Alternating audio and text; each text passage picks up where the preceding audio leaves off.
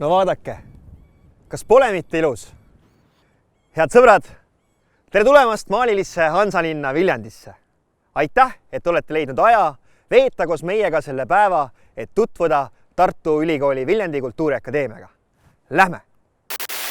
Nii mõnegi jaoks on Viljandi üks populaarne puustlinn. Meie endi jaoks on ta meie oma folgilinn, Eesti folgi pealinn, kus iga aasta ja sel aastal juba 28. korda toimub Viljandi pärimusmuusika festival. Siinsamas minu selja taga pärimusmuusika aidas ja meie suurepärastes lossivaremetes. Viljandit kutsuti esimest korda linnana aastal 1283 ja tänaseks elab siin ligi 18 000 inimest. Viljandi on ka väga populaarne turismilinn, sellepärast et meil ehitatakse siin järgnevate aastate jooksul 2 väga suurt hotelli ja kusjuures ühes neist on kauaoodatud Viljandi veekeskus. Ja otse Viljandi linna südames, kõige suurema reguleeritud ristmiku nurga peal asub Tartu Ülikooli Viljandi Kultuuriakadeemia. Tere tulemast!